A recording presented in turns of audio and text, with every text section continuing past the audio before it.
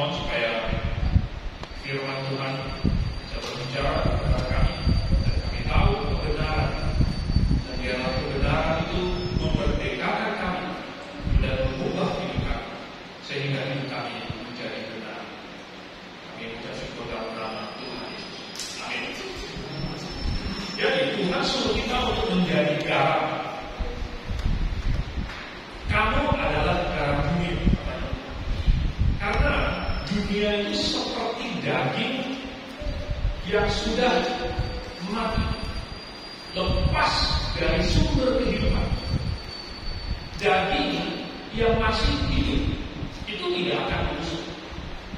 Tapi daging yang sudah mati itu akan busuk. Sebagai dokter, saya dulu pernah sering merawat orang yang diabetes. Orang biasanya namanya diabetes basah. Sebenarnya diabetes itu tidak ada yang dari basah, tetapi maksudnya basah itu adalah itu dagingnya sudah membusuk, sehingga sudah bernanah, sehingga keluar cairan. Kenapa bisa demikian? Itu adalah kalau jaringannya itu mati, lalu kemudian infeksi, sehingga bakteri yang di dalam itu menghasilkan bau-bau, ya, dan kemudian akan mati dan menghasilkan tanah dan lain sebagainya. Dan itu adalah tanda bahwa jaringan itu sudah mati. Jaringan itu sudah mati berarti harus dipotong. Kalau itu di kaki atau di tangan atau di mana yang bisa dipotong, ya oke, paling berat diamputasi. Tapi kalau itu misalnya di badan, bagaimana diamputasi? Kalau itu di kepala, bagaimana diamputasi? Daging yang sudah mati, dia akan membusuk. Dan dunia ini seperti daging yang sudah tidak ada kehidupannya lagi. Oleh sebab itu, supaya tidak membusuk, semua ibu-ibu tahu daging harus diawetkan. Nah, zaman dulu cara paling efektif untuk mengawetkan daging adalah dengan dikawin. Jadi Tuhan bilang kamu adalah garam. Berarti murid-murid Tuhan itu seperti suatu zat yang bisa menghalangi pembusukan. Wah, luar biasa sekali. Terus katanya lagi, kamu adalah terang dunia. Karena dunia ini adalah tempat yang gelap sekali. Anda tidak percaya? Jangan matikan lampu. Kalau Anda matikan lampu, hanya mata kita yang tidak bisa melihat. Tetapi dunia ini adalah dunia yang gelap secara rohani. Artinya dunia tidak bisa lagi membedakan mana yang baik, mana yang tidak baik, mana yang benar, mana yang tidak benar. Atau sekalipun dunia ini tahu mana yang baik, mana yang tidak baik, mana yang benar dan tidak benar, mereka tidak peduli. Tidak peduli lagi baik dan baik, benar tidak benar, tidak peduli. Ini adalah dunia yang sudah berada di dalam kegelapan secara spiritual. Oleh Tuhan menyuruh supaya kita menjadi terang dunia. Ya, oke. Tapi kepanasan. Mulai panas ya. Mulai panas. Baru Tuhan tidak bilang bahwa kita adalah es batunya dunia atau kipas anginnya dunia. Ya. Karena kita bukan bikin dunia ini sejuk atau bikin dunia ini dingin. Kita bikin dunia ini terang. Itu yang Tuhan inginkan. Dan ini adalah ekspektasinya Tuhan. Ini adalah deklarasinya Tuhan. Kita adalah garam. Kita adalah terang. Ini adalah suatu pernyataan tentang identitas kita, tentang jati diri kita, tentang siapa diri kita sesungguhnya. Dan kita mau tidak mau adalah garam, adalah terang. Cuma ada garam yang sudah tidak asin dan ada terang yang cahayanya mungkin makin lama makin tinggi. Tetapi esensi kita, siapa diri kita adalah garam dan kita adalah terang. Ini adalah ekspektasinya. Lalu Lalu bagaimana? Ya, tapi bagaimana dunia melihat kita? Dunia melihat kita juga punya ekspektasi. Ya, dunia melihat orang Kristen itu memiliki karakter semua yang baik-baik.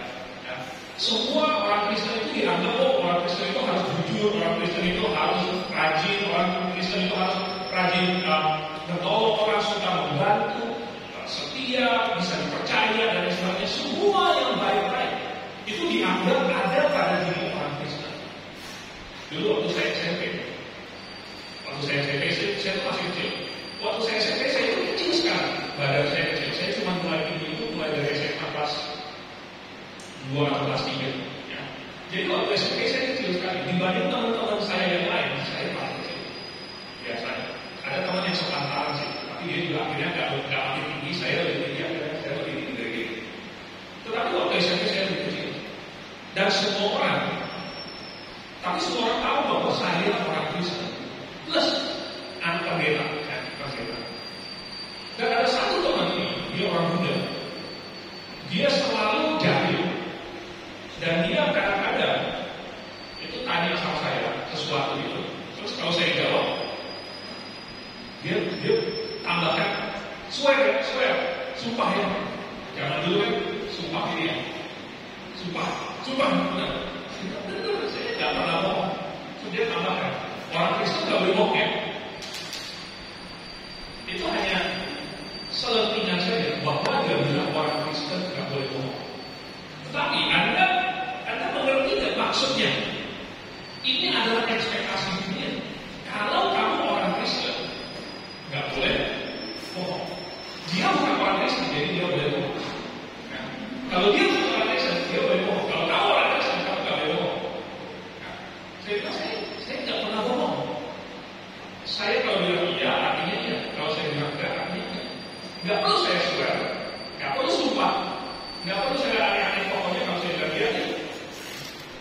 Tetapi ini ekspektasi dunia.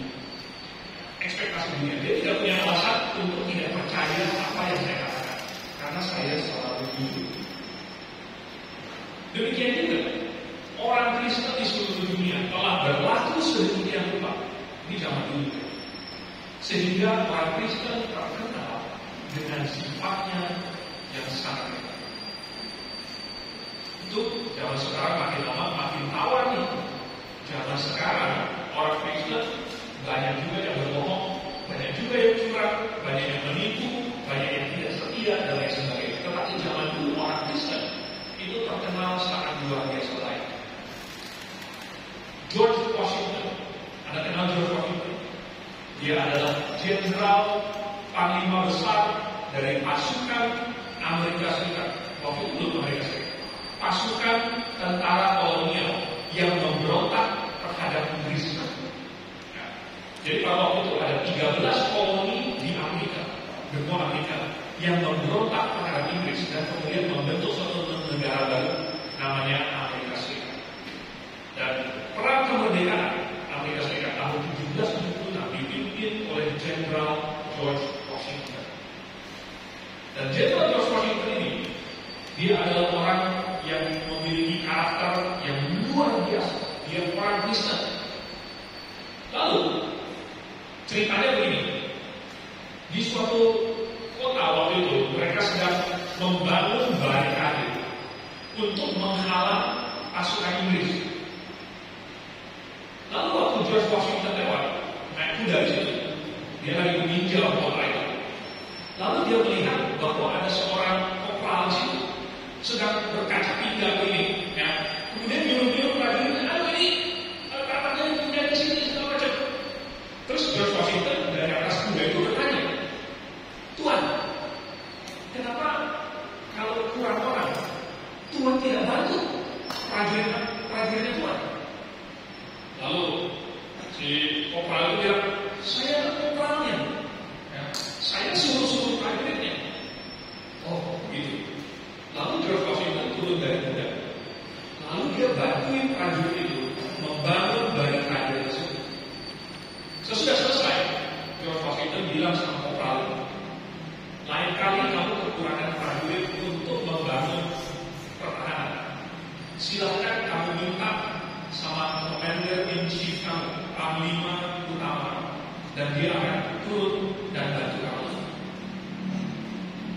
George Washington sendiri, walaupun sedang berpakaian sipil, dan dia adalah panglima besar, dia turun dan bekerja bersama-sama dengan prajurit-prajurit untuk membangun pertahanan. George Washington terkenal, dicintai oleh semua prajurit. Luar biasa, dia diangkat, dipilih menjadi presiden pertama Amerika Serikat. Dan yang dipilih itu bukanlah yang paling kaya atau bukan, tetapi mereka memilih presiden pertama mereka. Mereka cari siapa orang yang memiliki karakter paling tidak bisa dikorupsi. Mereka memilih orang yang paling jujur, yang paling setia, yang paling bisa diandalkan, dan mereka dapatkan George Washington. Bukan karena George Washington hebat menjadi jenderal, bukan. Ada jenderal-jenderal lain yang lebih hebat dari George Washington. Tetapi menurut Kongres pada waktu itu, sebagai presiden, sebagai pemimpin tertinggi, sebagai panglima tertinggi, dibutuhkan orang dengan karakter yang paling pokok, dan menjadi presiden pertama yang menjadi contoh untuk setiap presiden-presiden selanjutnya. Kalau ada, maka harus dipilih orang yang karakternya paling baik. Kemudian ada lagi Abraham Lincoln. Siapa yang tidak kenal Abraham Lincoln? Julukannya waktu masih kecil adalah Honest Abe. AB itu adalah singkatan dari Abraham. Abe bahasa Indonesia. Jadi si Abraham Lincoln ini dulu waktu kecil dia pernah disuruh jaga toko kayak warung kecil. Dan ceritanya waktu itu orang sering datang lalu kemudian minjam uang, ya, atau cuma mengambil barang lalu kemudian janji nanti saya bayar dan lain sebagainya. Dan pada waktu itu orang mengandalkan kejujuran sebagai tanda bukti. Tidak ada nota, tidak ada kwitansi, tidak ada surat utang,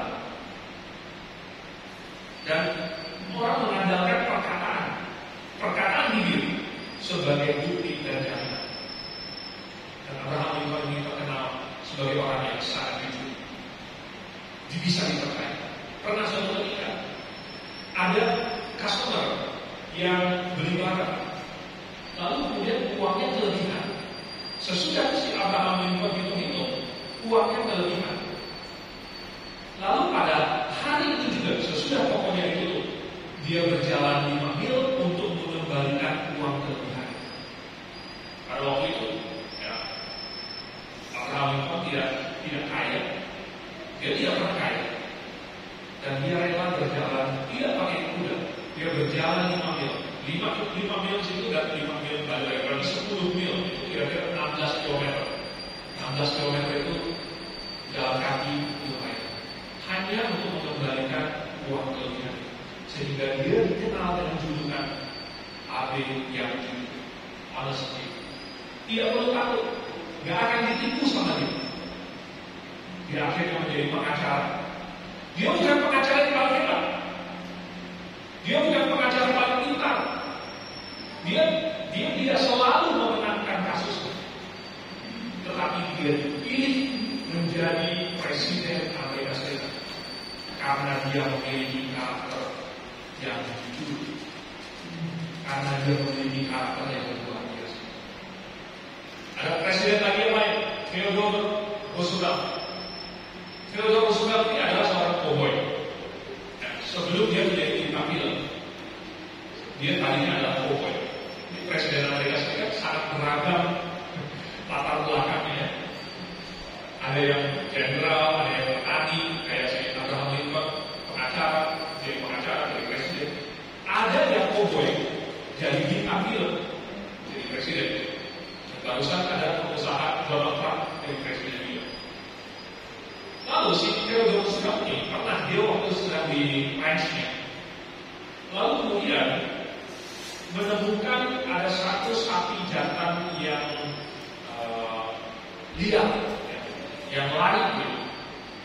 Nah, menurut peraturan, karena itu ditemukan di perbatasan ini bagian tengahnya di sebelah di ranch tetangga, maka itu adalah sapi di tetangganya.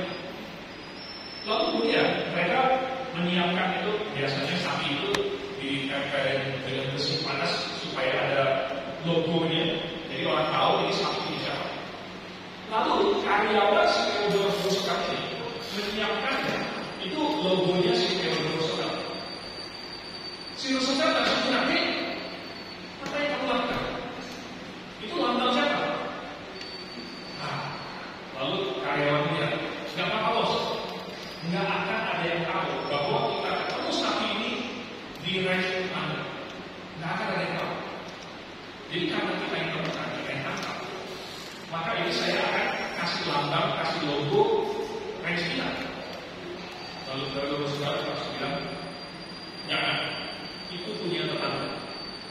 Kamu sekarang kembali ke rumah ranch, lalu kemudian kamu boleh pulang. Saya tidak perlu. Orang yang akan mencuri hidup saya akan mencuri dari saya, kata Theodore Roosevelt. Walaupun tidak ada yang melihat, tidak ada yang akan tahu, tetapi Roosevelt menjaga integritas dia sendiri. Ini adalah karakter Kristen. Ini yang membuat orang Kristen terkenal dengan karakter yang luar biasa. Dan bagaimana karakter Kristiani seperti ini bisa bersinar begitu terang di dunia?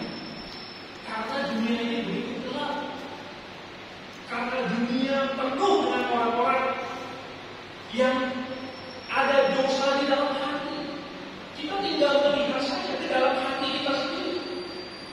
Ada kejahatan, ada keegoisan, ada kemalasan, ada keserakahan, ada ketidaksetiaan. Semua yang jahat ada di dalam hati manusia. Dan kecenderungan manusia adalah untuk melakukan hal-hal yang jahat. Kalau ada polisi, semua orang akan ini berhenti sebelum garisnya. Ya kan? Kalau ada polisi di lampu merah, kan dilihatin sama Pak Polisi. Tapi kalau tidak ada polisi, semua itu dapat maju gitu ya. Nah, malah kalau bisa mencuri, tidak boleh. Kemudian kalau tidak ada polisi, kalau tidak dilihat, manusia melanggar peraturan. Manusia hanya taat kepada aturan kalau ada yang benar. Tetapi karakter terbukti pada saat tidak ada yang melihat. Ketika dia pikir, tidak ada yang akan tahu. Ketika dia pikir, dia tidak akan ketahuan. Disitulah karakter. Jadi dunia ini sebenarnya adalah tempat yang gelap. Karena manusia yang di dalam dunia adalah manusia yang berdosa. Dan kalau dibiarkan terus, maka manusia masing-masing akan menanggung akibat dosanya itu. Pasti. Karena ada keadilan. Karena Tuhan itu adil. Maka barang siapa yang berdosa harus menanggung akibat dosanya sendiri. Ini hukum dari Tuhan. Tidak ada yang bisa lolos. Dan hukuman untuk dosa adalah neraka. Hukuman kekal di neraka. Oh, kenapa bisa hukuman kekal di neraka? Bukan karena Tuhan ya. Karena orang kenapa kalau Tuhan itu baik, maha baik. Kalau Tuhan itu maha mengampuni, kenapa hukumannya adalah masuk neraka, dihukum kekal? Kan kayaknya jahat sekali. Mana mungkin Tuhan yang baik menghukum manusia di neraka? Bukan karena Tuhan itu jahat, tetapi karena Tuhan itu kudus. Tuhan selain dia maha kasih ya, dia juga maha kudus. Maha kudus artinya tidak bisa ada dosa yang menghampiri Allah. Sedikit apapun tidak bisa. Bahkan hanya bohong itu pun sudah dosa dan tidak bisa menghampiri Allah. Dan kalau tidak bisa menghampiri Allah,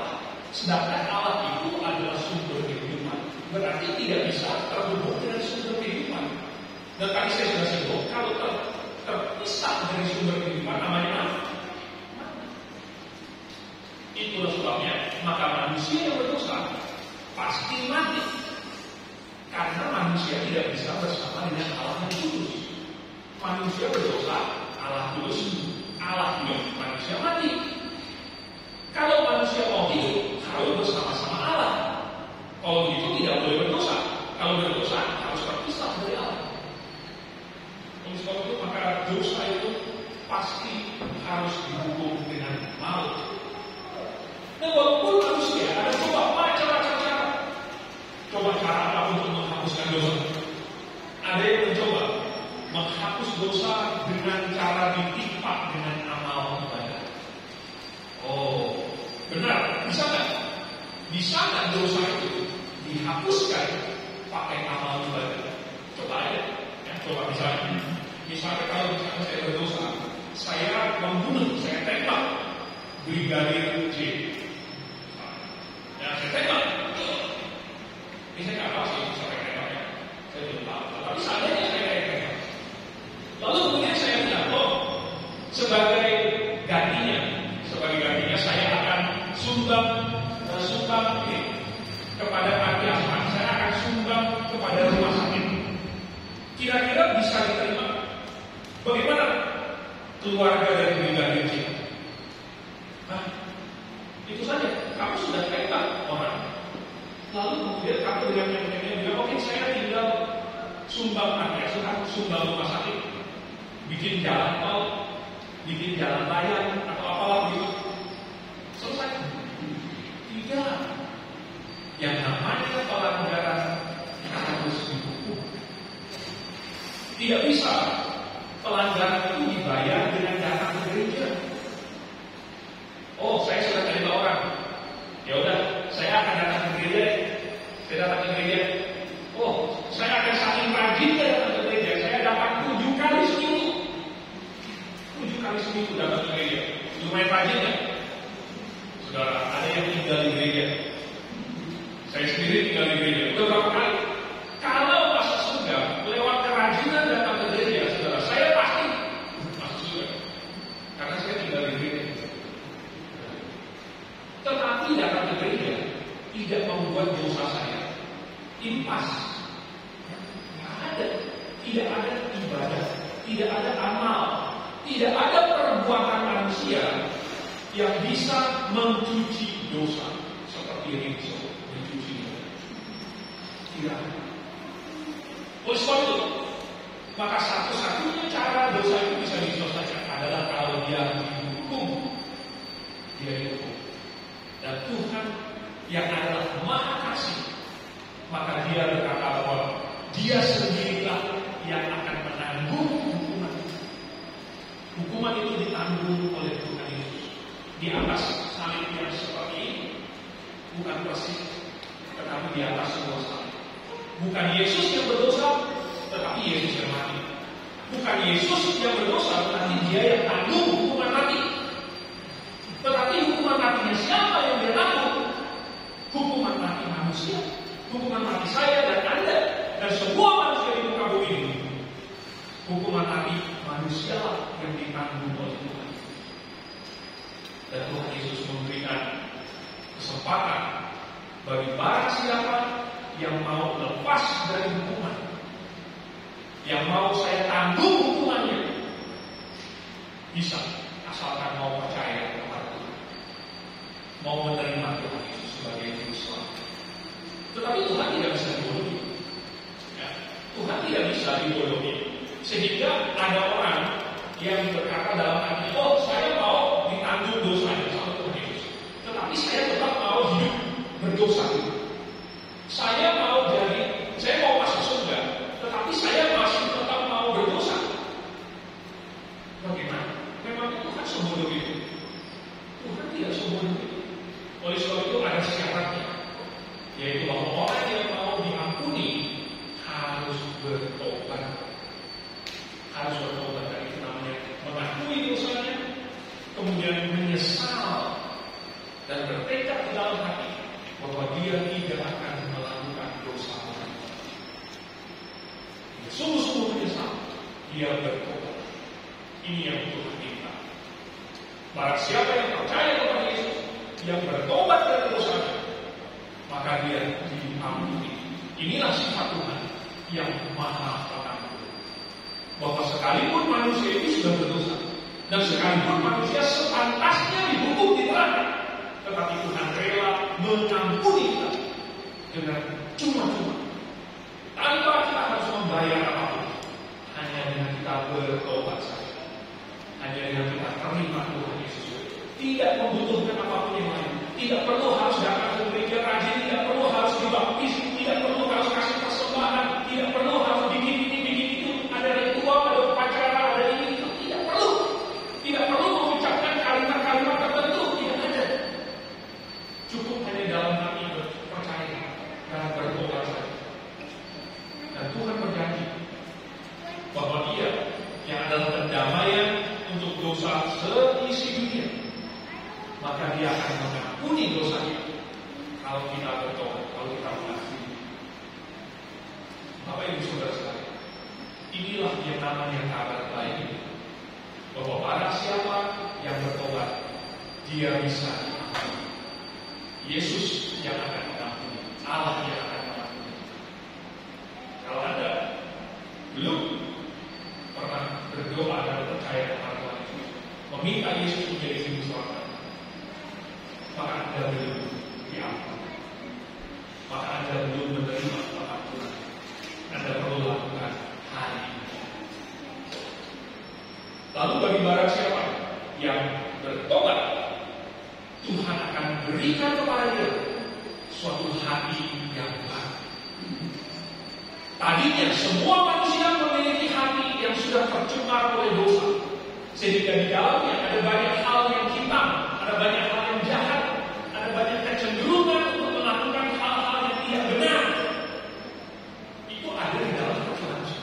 Tetapi kalau orang bertobat, maka Tuhan akan kasih dia suatu hati yang baru. Di dalam 2 Korintus pasal 5 ayat 17, kita disebutkan sebagai ciptaan yang baru. Ciptaan yang baru artinya sudah bukan yang lama lagi, artinya sudah sesuatu yang baru. Rod Bell senior, dia adalah rektor dari Gembala Suneto dan Gembala mobil di Amerika. Dia bersaksi, waktu dia muda di kotanya ada 3 pemabuk besar, 3 pemabuk besar di kotanya. Pemabuk besar ini luar biasa, setiap malam mabuk-mabukan. Satunya mati muda, satunya masuk penjara, dan yang satunya jadi pemabuk. Dia diselamatkan, lalu kemudian dia bertobat, dia menjadi hamba, dan itu mengubah hidupnya. Tadinya seorang pemabuk, tadinya bergajulan di kotanya itu, terkenal sebagai pemabuk kota, lalu kemudian berubah menjadi pemabuk, menjadi hamba Tuhan. Apa yang mengubah dia? Apa yang mengubah hidup dia? Yang mengubah hidup dia adalah Tuhan. Saudara, tidak ada yang bisa mengubah manusia sedemikian rupa kecuali orang yang menciptakan manusia, kecuali Tuhan sendiri. Hati manusia yang sudah rusak, bagaimana caranya diperbaiki? Kalau bukan Tuhan yang berbaik. Tetapi barang siapa yang percaya dan bertobat, dia menjadi ciptaan Tuhan. Itulah yang terjadi pada Sakius, pada orang-orang yang bertobat. Oh, ada sukacita yang besar dan ada perubahan di dalam hidup. Jadi, kembali ke karakter Kristus, Tuhan mau kita untuk menjadi darah, untuk menjadi terang. Nah, ketika seseorang sudah diselamatkan, dia akan jadi darah, dia akan jadi terang. Tetapi yang namanya kita itu baru menjadi orang kudus, tetapi karakter itu belum menjadi kudus. Kenapa? Kata seorang filsuf Yunani lupa, dia bilang karakter adalah hanya kebiasaan yang lama diteruskan. Jadi kebiasaan yang sudah lama diteruskan, itu namanya karakter. Orang sudah biasa melakukan ini. Kalau dia terbiasa berbicara jujur dan itu terus dia lakukan, maka dia namanya orang jujur. Kalau orang terbiasa slow, jalannya slow, gitu kan, slow, halo, selamat sore, bicaranya slow. Kalau itu menjadi kebiasaan, diteruskan, makanya kita bilang dia karakternya, behaviornya slow. Jadi betul-betul karakter adalah kebiasaan yang lama diteruskan. Oke. Berarti Tuhan mau supaya kita membangun kebiasaan. Ya, membangun kebiasaan. Nah, penting untuk membangun kebiasaan yang baik. Itulah sebabnya kita mengajar kepada anak-anak kebiasaan-kebiasaan yang baik. Misalnya sikat gigi. Sikat gigi, baik. Kamu kalau dari atau hari pagi, siapa berapa banyak di sini yang sikat gigi setiap hari? Kalau Anda sikat gigi, kalau Anda punya kebiasaan sikat gigi setiap hari, ada yang tidak. Ada yang punya kebiasaan sikat gigi 2 kali sehari, minimal. Ada yang punya kebiasaan sikat gigi minimal 3 kali sehari. Ada. Ya. Ada yang menyatakan tidak direkomendasikan, ya, 2 atau 3 kali sehari itu sudah cukup. Kita selalu mengingatkan, ayo sikat gigi, sudah sikat gigi dulu, kalau belum sikat gigi. Lama-lama ini menjadi kebiasaan, betul?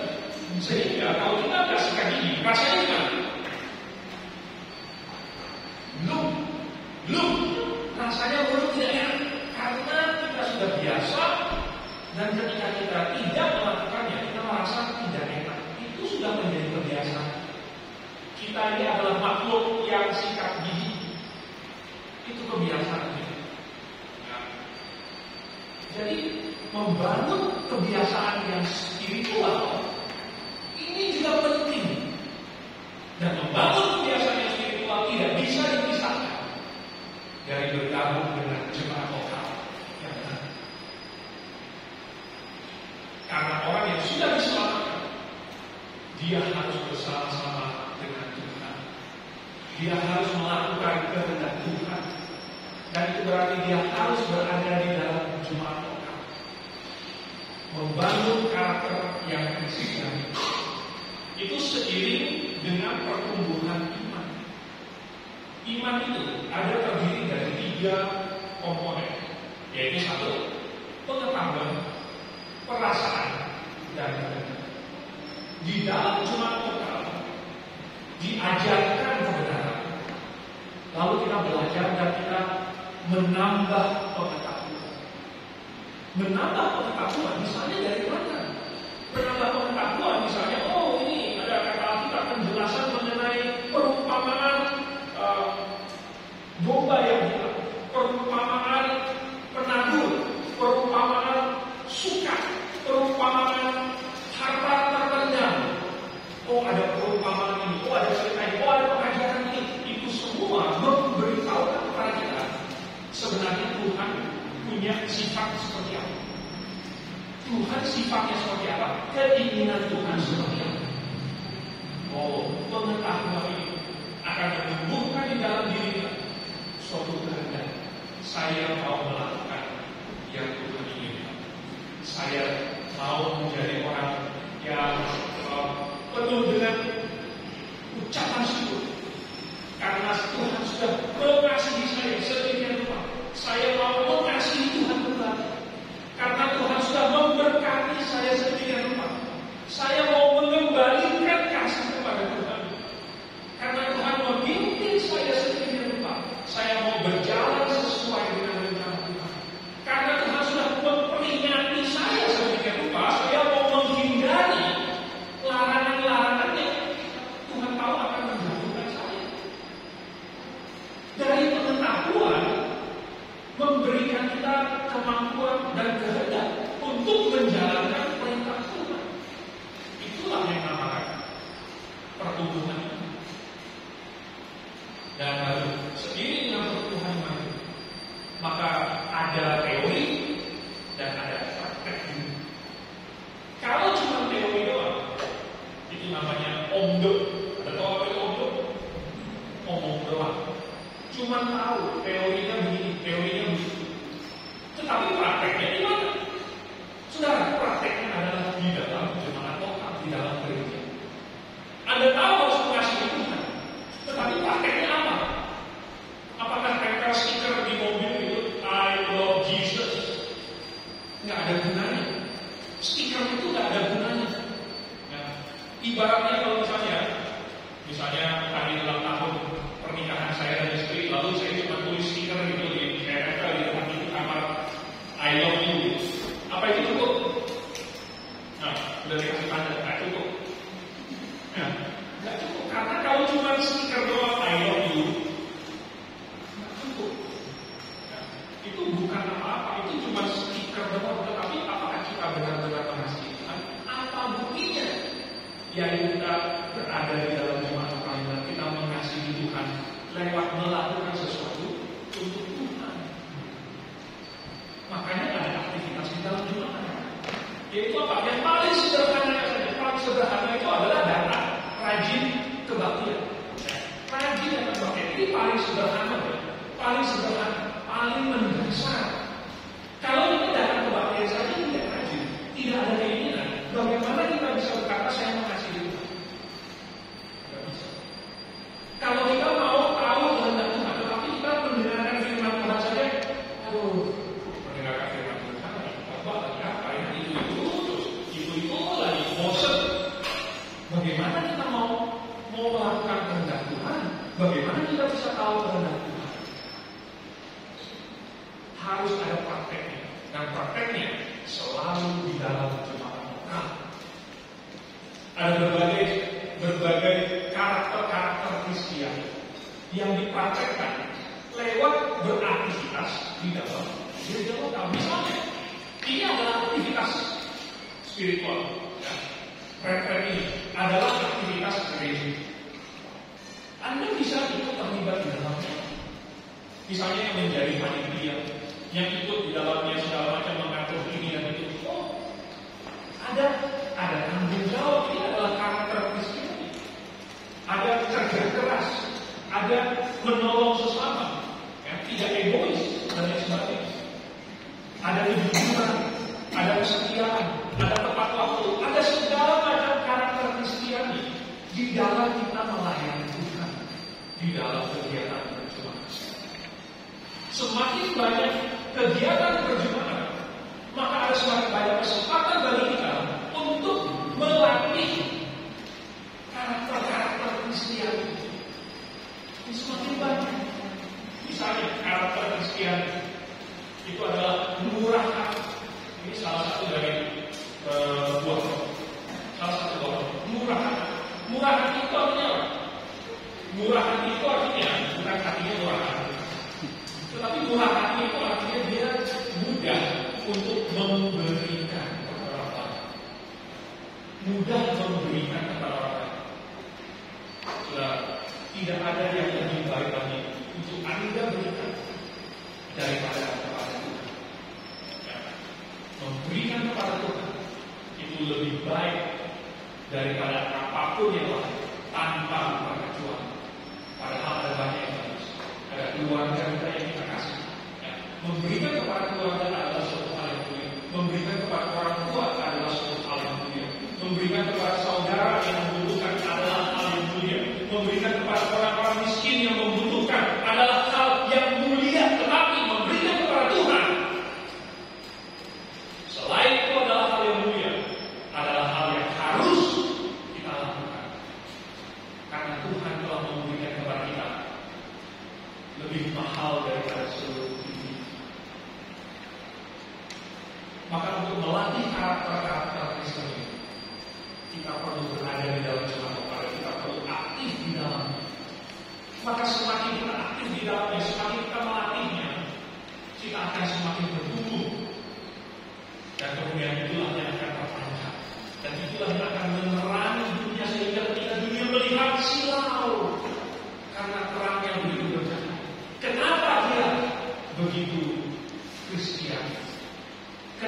dia begitu rohani, bukan ucapannya yang shalom, ucapannya yang haleluya yang rohani, tetapi perbuatan itu yang rohani.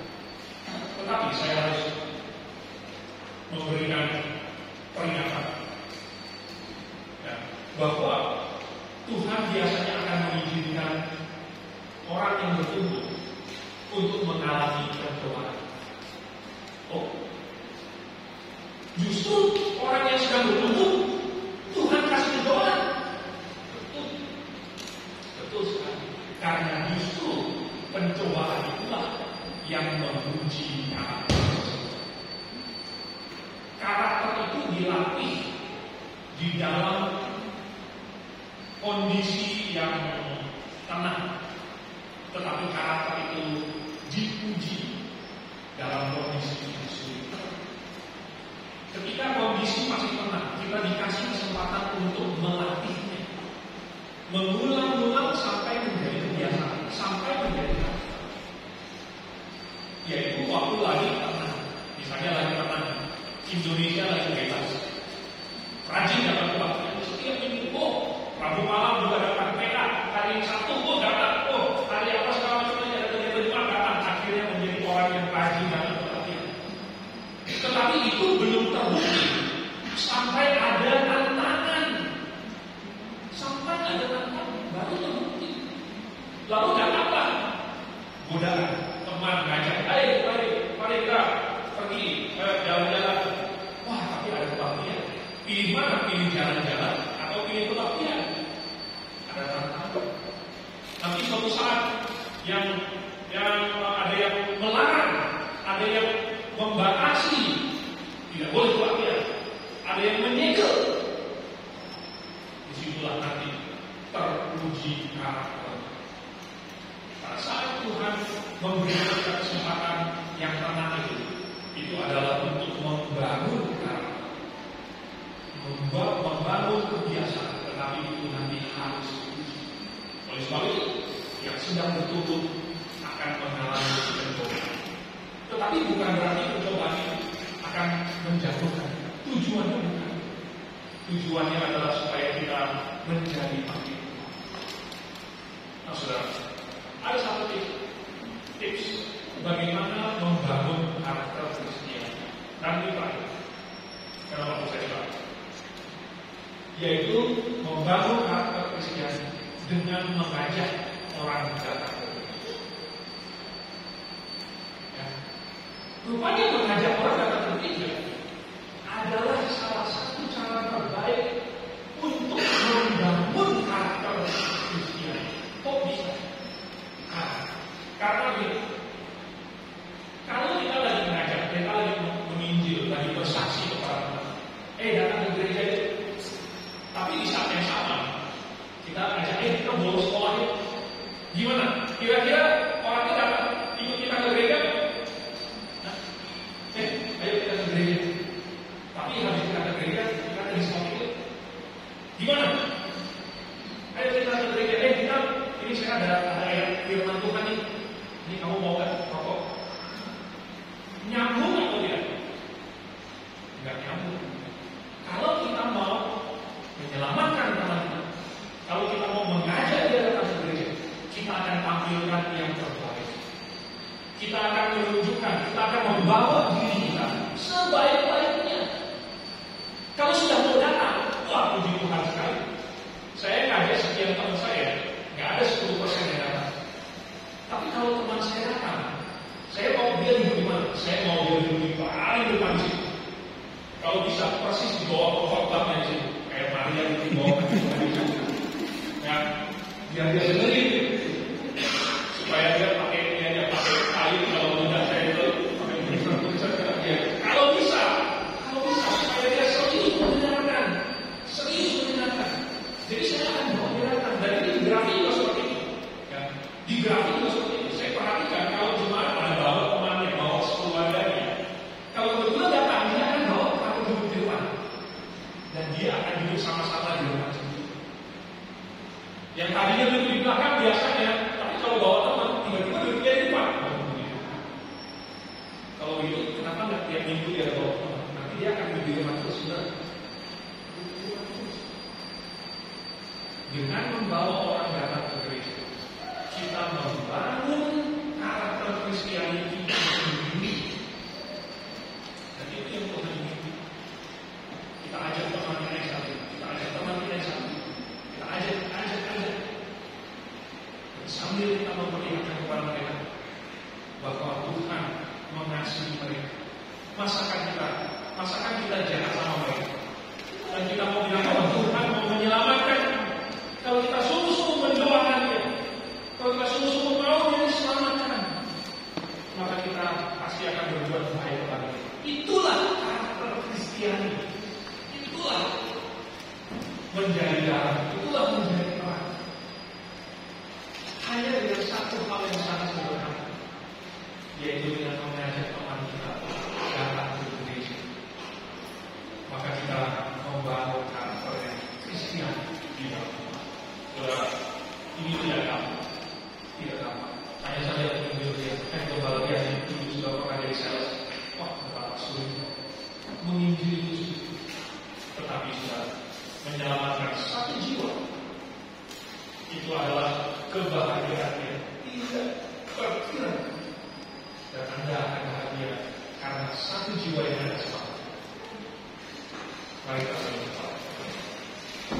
Bapak Saudara, kami tahu Kau memberikan kami kesempatan di dunia ini. Tidak segera kami naik ke surga, tetapi Kau taruh di dunia ini, dan Kau jadikan kami garam bagi dunia ini, terang bagi dunia ini. Tetapi untuk itu, Engkau juga menyuruh kami untuk membangun karakter yang Kristian, supaya dengan karakter yang Kristian, yang seperti Kristus itu, maka orang-orang yang melihat kami, melihat hidup kami, bisa melihat kebenaran dan bisa menemukan kebenaran sehingga mereka pun diselamatkan. Nah, Tuhan, biarlah pertobatan kami mengubah hidup kami juga, sehingga kami menjadi manusia-manusia ciptaan baru. Dan itulah yang akan Kau pakai untuk menjadi terang di dunia. Kami berdoa dan bersyukur dalam nama Tuhan Yesus. Amin.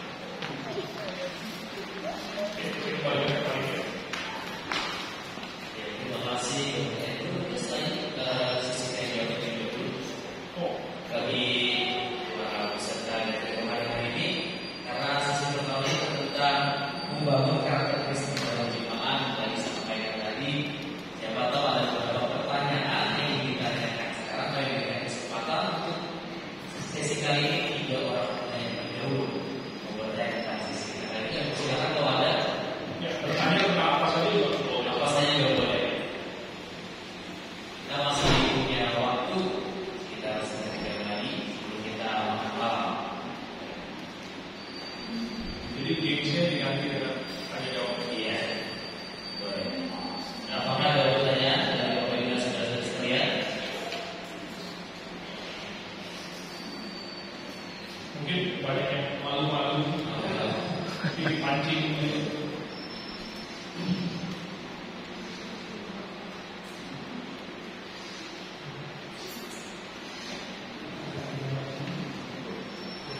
Dari Bapak mau bertanya?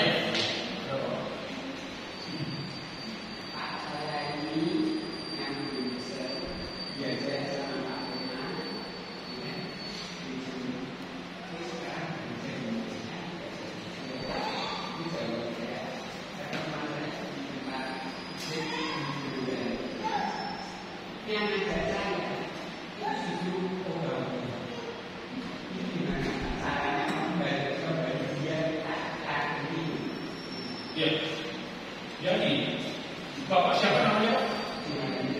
Surah Pak Yohanes. Sudah tanya pada sudah tanya ya, Pak Yohanes. Ya.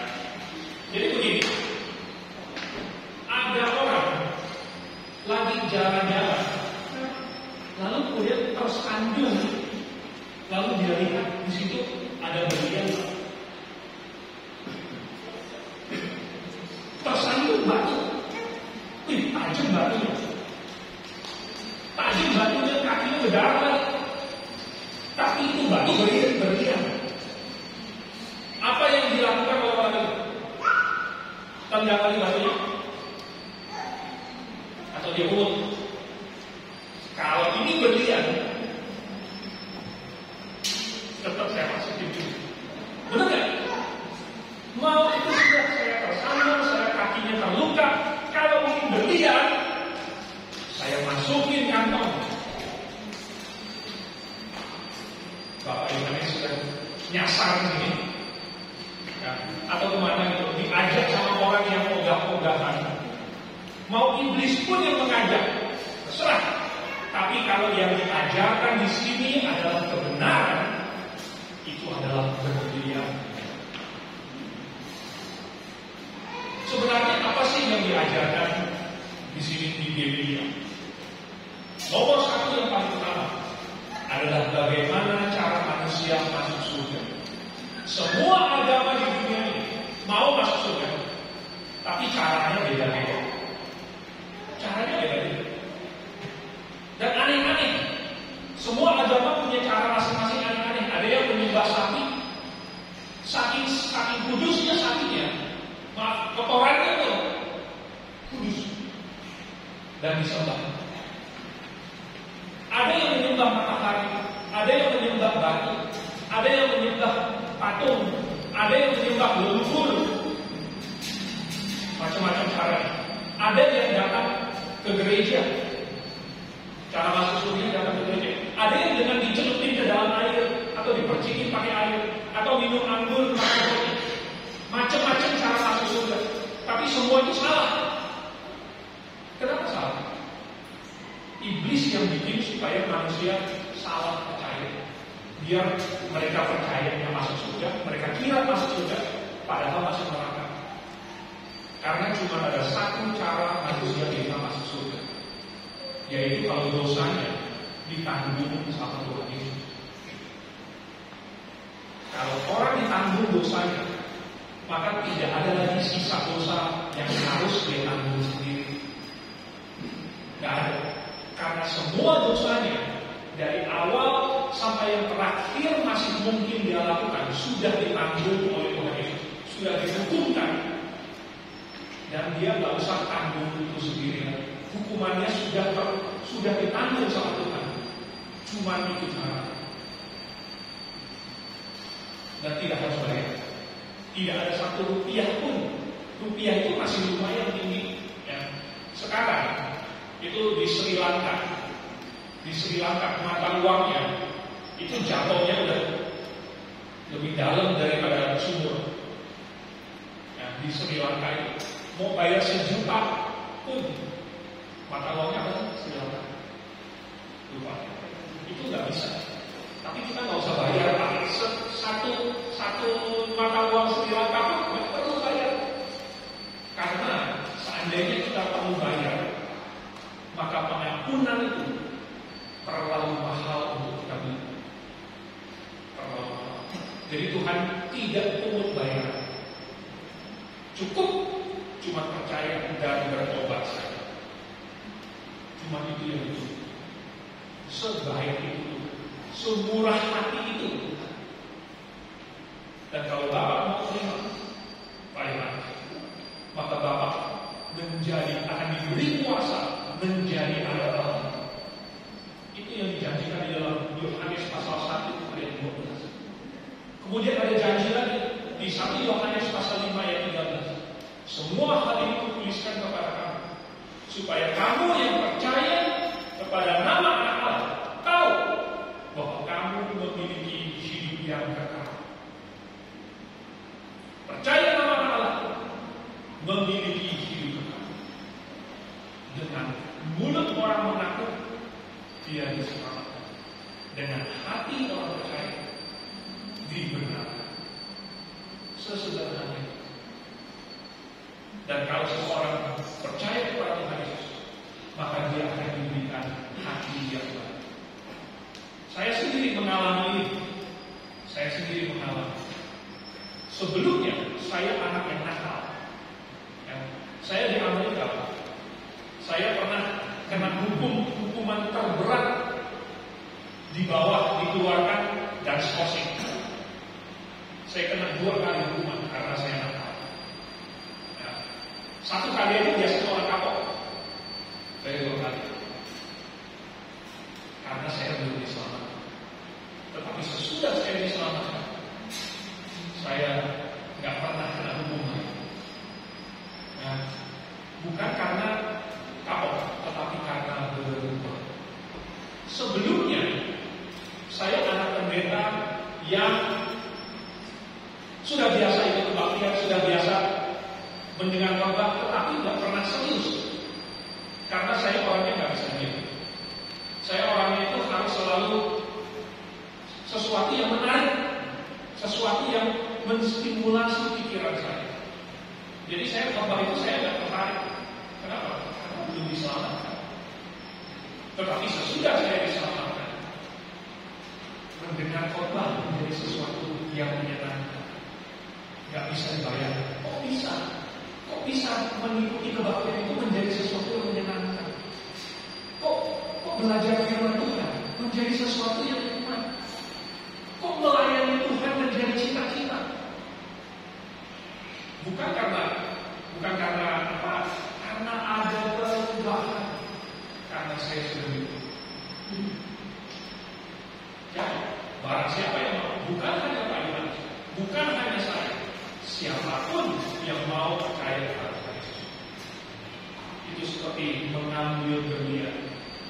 Karena iman kepada Tuhan Yesus itu adalah jaminan keselamatan, dan itu pasti masuk surga.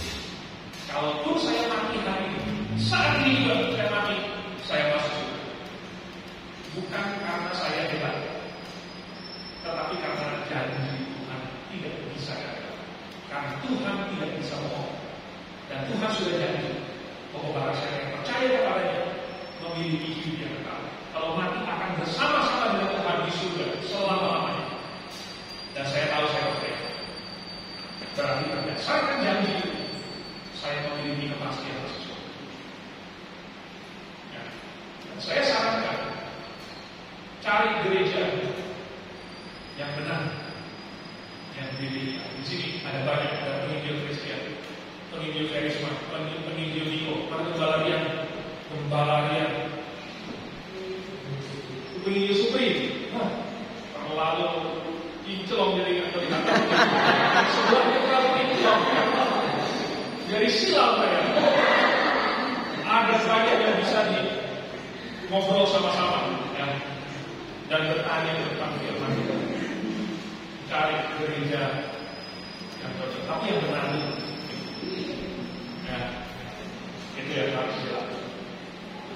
Sudah kesandung, Bapak sudah kesandung nyasar masuk sini. Jangan disia-sia. Oke. Ada pertanyaan lagi? Oh ya.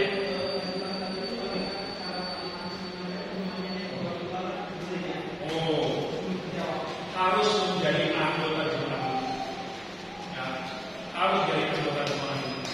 Kalau saya mau naik pesawat pergi ke Surabaya, tapi saya sendiri nggak punya tiket, bagaimana? Saya harus pegang tiket. Baru saya tanya, saya mau ke Surabaya, ikut saya ke Surabaya, pegang tiket. Jadi anggota jemaat, jadi rajin sekali ikut sama-sama saya jadi rajin. Ikut kami yang ada saya tadinya kan, ya, sekarang saya ajak kamu lebih rajin lagi. Ya, oke. Terima kasih. Ada lagi pertanyaan? Oh, dari sebelah sana.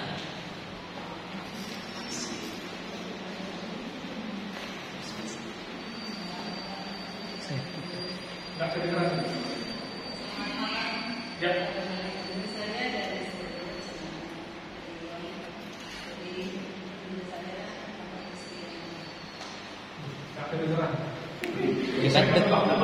Dekat-dekat aja, Bu.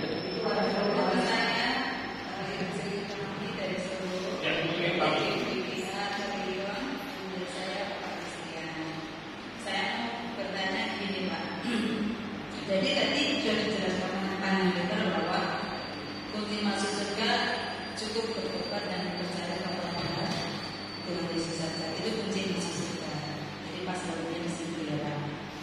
Tetapi kan masih ada di situ masih ada embel-embelnya bahwa tidak perlu dibagi, tidak perlu begini, tidak perlu dengan dengan berbuat baik dan sebagainya. Kuncinya hanya berdoa dengan saya tidak tahu masuk surga. Nah di sini sudah dikatakan. Tetapi ini bukannya saya ini ya, tapi untuk lebih jelas itu ada pandangan sosial bahwa ketika kita sudah bertobat dari saya dan kita mengikuti Tuhan itu kan ketika kita tidak berpeluang itu kan katanya bekerja atau beli, kemudian kita nggak masuk kerja sekali katanya malas gitu Pak. Nah pandangan sosial seperti itu masih ada kalau menurut Bapak sarannya gimana? Terima kasih Pak. Ya, jadi pertanyaannya kalau saya nggak salah, walaupun untuk diselamatkan cuma perlu percaya dan bertobat, dan dua itu sekaligus sama-sama percaya dengan Yesus sekaligus bertobat dari dosa. Juga ada hal-hal Kristiani lain yang menyertai, begitu, ya. Hal-hal yang lain itu bukan menyebabkan masuk surga, bukan menyebabkan masuk surga.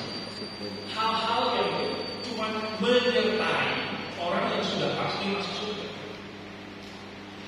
Menyertai, ya. Jadi misalnya begini, misalnya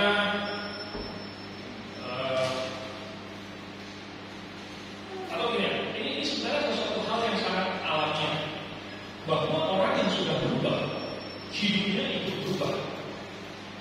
Nah, orang yang sudah berubah, hidupnya ikut berubah. Contohnya, saya itu termasuk dikaruniai oleh Tuhan dengan kemampuan yang mungkin saya katakan di atas rata-rata. Nah, dalam banyak hal, salah satunya adalah refleks dan lain sebagainya. Jadi saya pintar bermain olahraga dan lain sebagainya. Nah, kepandaian saya, keahlian saya, berarti saya jago ngebut-ngebutan pakai motor. Jago. Saya berarti bawa mobil itu, saya punya kepercayaan diri yang tinggi. Karena saya awas gitu, saya refleksi cepat. Saya pandai mengemudi. Jadi saya naik mobil itu kencang. Tapi suatu hari saya mengalami kecelakaan. Untung saja tidak ada yang mati. Saya sendiri yang mati. Tapi untung Tuhan tidak mengizinkan saya mati lagi. Sejak saat itu saya menyetir sekarang jadi lambat. Karena saya tahu bahwa ada banyak faktor yang tidak bisa saya kendalikan. Walaupun tangan saya disetir dan kaki saya direm, kondisi jalan, kondisi ban dan lain sebagainya dengan mobil yang lain, berarti saya tidak mengendalikan situasi. Jangan sombong. Dan itu mengubah cara saya. Satu kali kecelakaan hampir mengubah saya. Orang yang berubah, maka hidupnya juga berubah. Ya, saya tahu. Benar. Jadi orang yang berubah, orang yang bertobat, hidupnya. Jadi orang yang sudah diselamatkan, dia rajin datang ke gereja karena dia memang menginginkan itu. Dan kalau tanya saja siapa di sini yang lagi pacaran, ya, pengikut karisma mungkin ada satu orang yang dikasih di rumah kalau misalnya, mengasihi semua orang, lalu kemudian terpisah lautan sekalipun, itu pasti akan dikejar. Jangankan cuma 50 km, samudra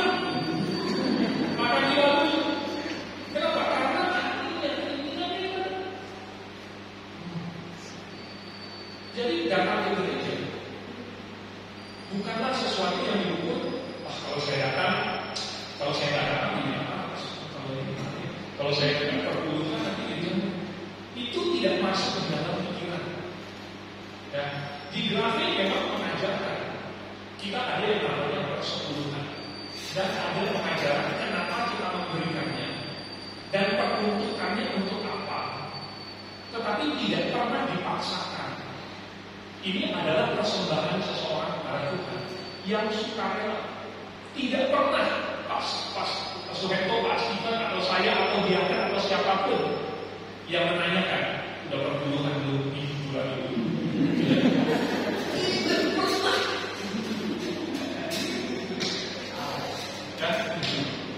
Dihitungin angka persepuluhannya kok masih ada yang belum diambil sama jemaat.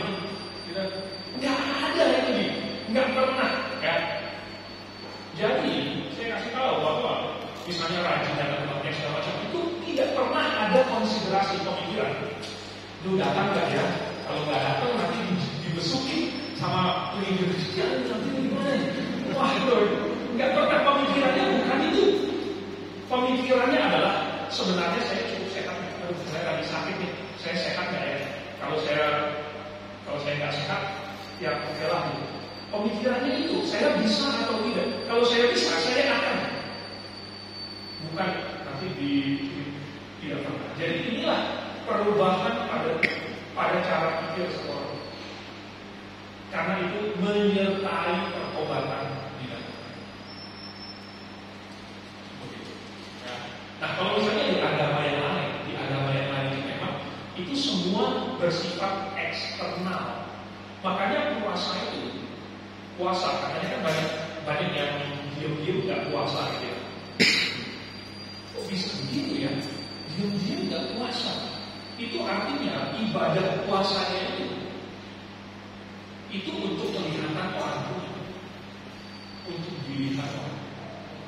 Dan itu berasal dari luar untuk dibungkuskan pada diri, pada umat.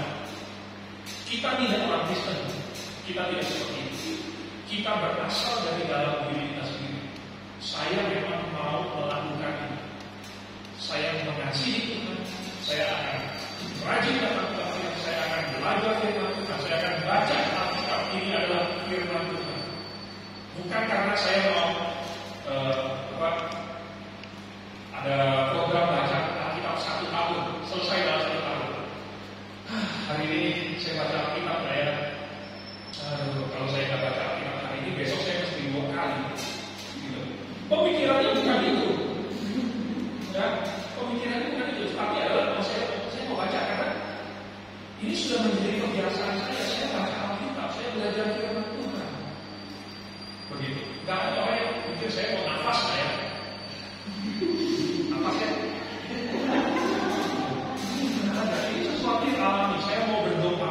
Saya mau. Ini adalah orang yang sudah diselamatkan. Oke, kira-kira. Nah ini untuk semuanya, bukan cuma untuk Ukraina saja. Kira-kira. Oke? Ya. Baik, terima kasih. Mungkin ada satu lagi pertanyaan.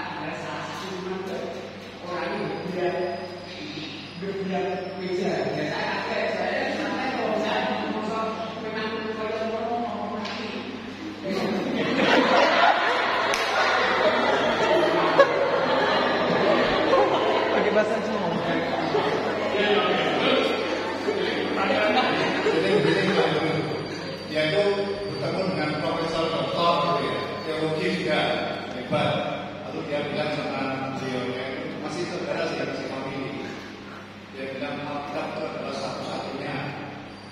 dia tadi kita adalah salah satu Alkitab adalah mengandung firman Tuhan.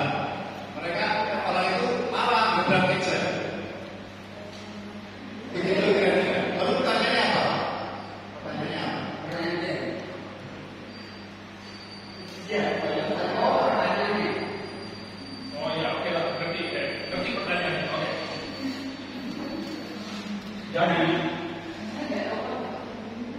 Jadi begini, saya yang sudah belajar sampai S3 saja, walaupun nggak berani memberi gelar profesor gitu ya, tapi barangkali saya sudah belajar lebih banyak dari beliau.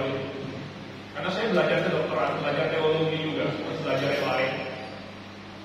Tapi saya pun masih belajar, Pak. Saya sendiri hari ini pun masih belajar. Ya, semakin tinggi ilmu seseorang, semakin sadar bahwa dia masih punya banyak yang belum dia belajar. Saya sampai hari ini masih belajar. Dan kalau ada yang bisa memberitahukan saya sesuatu yang baru yang saya belum tahu, yang benar, saya akan sangat bersukacita. Saya akan sangat semangat dan saya akan merasa, wow, oh ini benar. Jadi saya harap Bapak Ibu Saudara sekalian juga seperti ini. Ya, jangan pandang pendidikan terakhir kita sampai S. Ya, tapi kita belajar. Jadi Pak Yohanes juga belajar. Ya, nanti bahkan akan mengajar profesor, maha guru dan seterusnya. Bisa. Ya.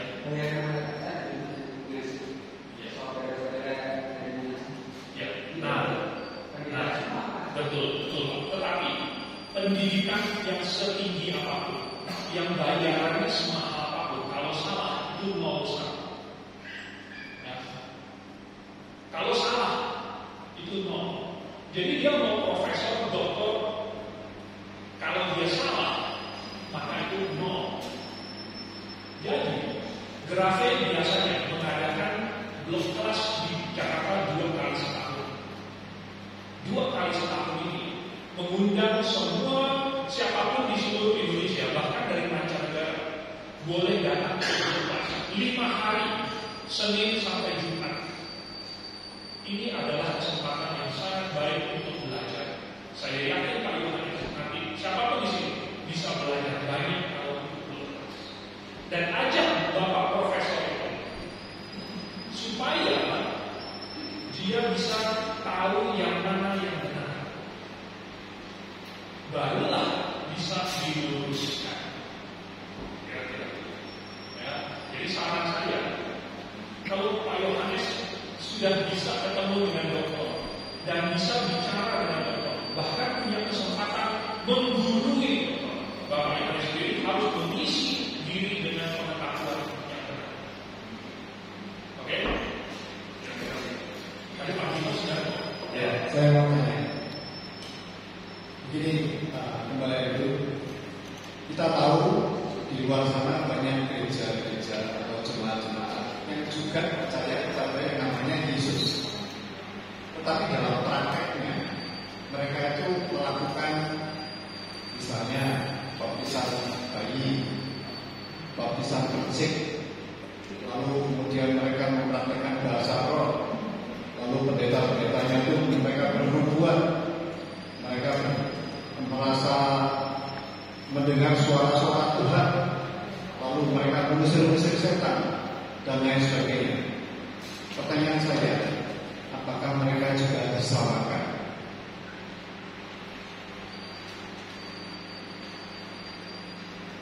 Ya, ini pertanyaan bagus sekali.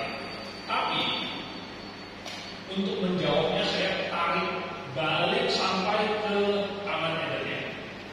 Jadi saya mulai dari awal bahwa ini ada patah tulis. Bayangkan saya tarik dari jalan. Nah, di awal di sini ada penciptaan. Lalu kemudian ada penciptaan. Waktu iblis ngomong sama kita, waktu Tuhan ngomong sama Anda, sesudah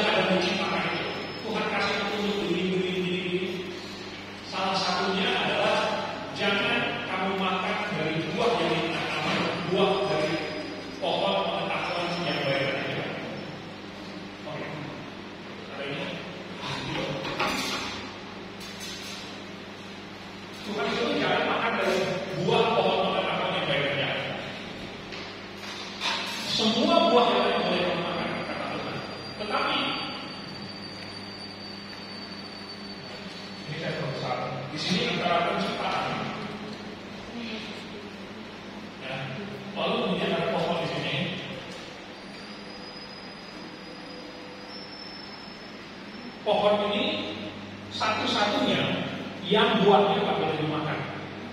Semua yang lain boleh dimakan. Sederhana nggak? Sederhana ya. Sangat sederhana banget. Cuma perintahnya cuma beberapa, 1, 2, 3, palingan maksimal beberapa doang perintah. Larangannya cuma 1. Lalu datanglah si ular.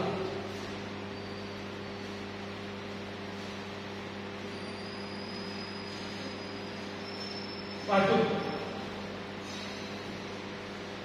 siapa yang ngasih saya? Kacau.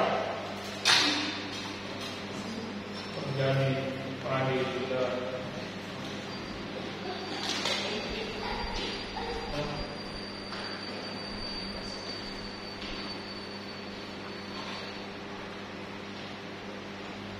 Datanglah si ular.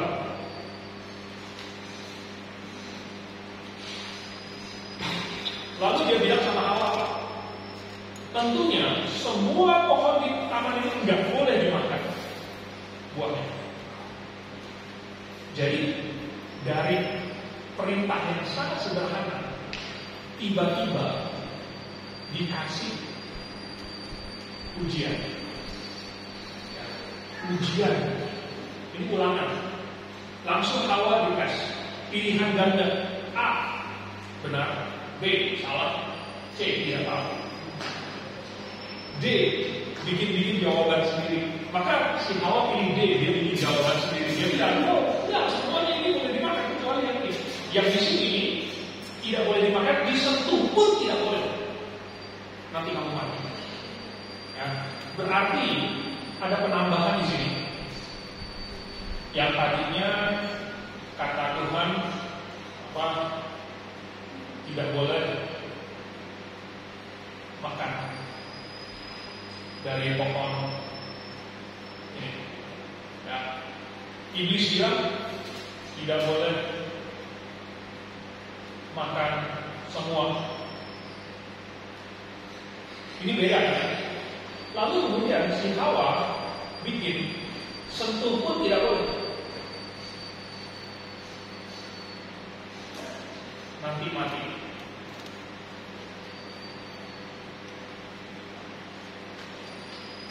Oh, jadi penambahan ini sudah membuat Hawa sesat. Karena dengan mudah si ular langsung jilat-jilat buah ini. Ya, lihat, saya sudah sentuh buah ini, saya tidak mati. Berarti ini salah.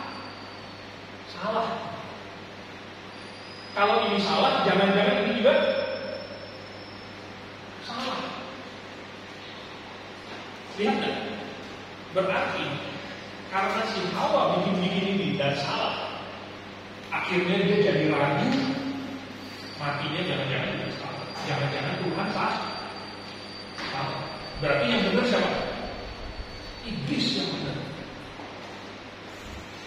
Jadi poin saya adalah ini. Memang percaya Yesus itu sangat sederhana.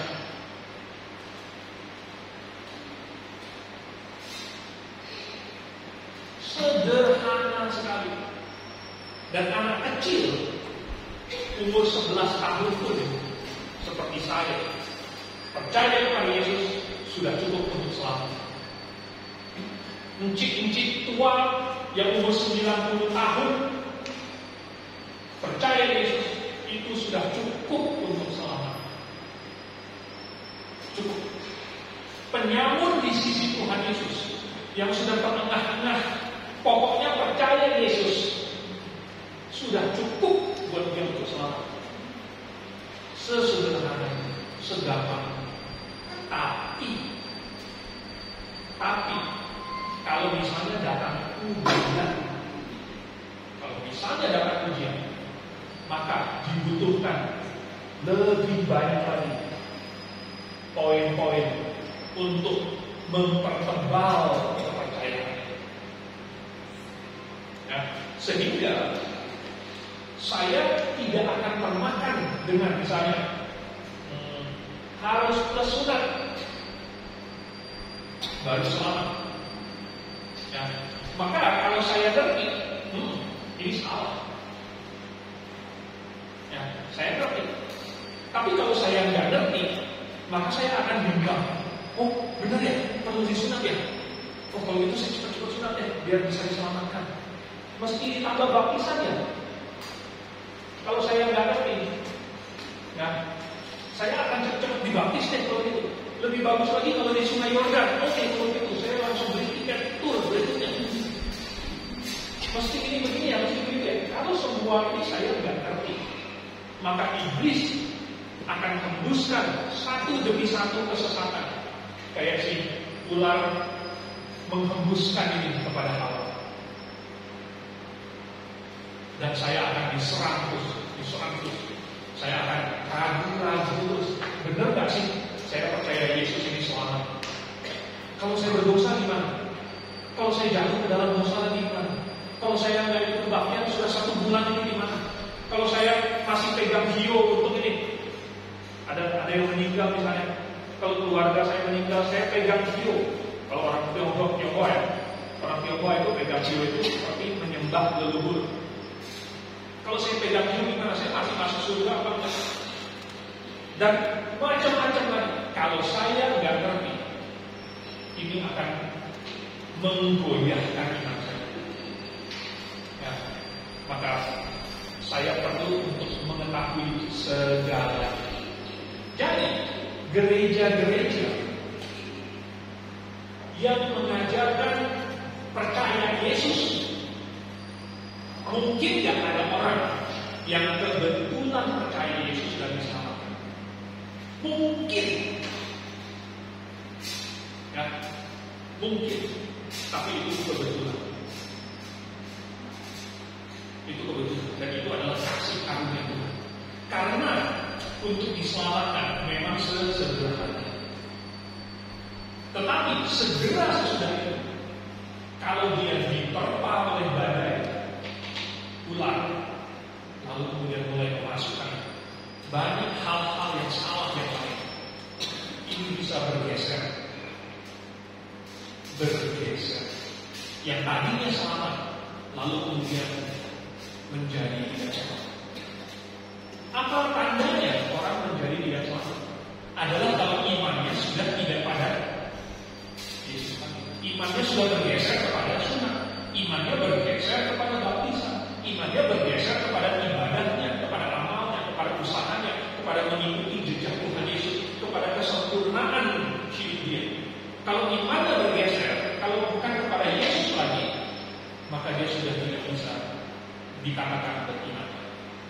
Jadi itu bahaya. Jadi ada orang yang masuk ke dalam gereja, tadinya percaya Tuhan Yesus, malah enggak selamat. Ada. Karena itu imannya tidak lagi kepada Tuhan Yesus, imannya kepada yang lain. Begitu. Jadi pertanyaannya, adakah orang yang diselamatkan? Bisa saja. Tetapi apakah gereja tersebut mengajarkan pengajaran yang benar? Tidak. Ya. Nah, itu seperti masuk ke lubang buaya. Masuk ke lubang buaya sambil berkata, Tuhan selamatkanlah aku. Tuhan bisa tidak menyelamatkan dia dari lubang buaya? Bisa sih. Tuhan bisa.